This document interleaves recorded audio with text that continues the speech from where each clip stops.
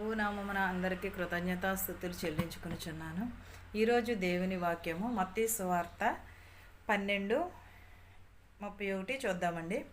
కాబట్టి నేను మీతో చెప్పినదేమనగా, మనుషులు చేయు ప్రతి పాపమును దూషణము వారికి క్షమింపబడును గాని ఆత్మ విషయమైన దూషణకు పాప క్షమాపణ లేదు. ఏంటిదండి? దేవుడు మనకి ఏమి చెప్పుచున్నాడు? మీతో చెప్పినది ఏమనగా, మనుషులు ప్రతి పాపమును క్షమింపబడును, కానీ తెలియక చేస్తే క్షమిస్తానంటున్నాడు, కానీ తెలిసి చేస్తే మాత్రం క్షమాపణ లేదని అంటున్నాడు. మనం పాపము తెలిసి చేసిన, తెలియక చేసిన, తెలియకుండా చేసినా కూడా దేవుని ఎదుట మనము క్షమాపణ అడగాలి. క్షమాపణకు ప్రాయశ్చిత్తము రెండోది లేదు. మనము పాపము చేసేసి దేవుని నేను చేయలేదు అని అంటూ బొంకేస్తూ ఉంటారు.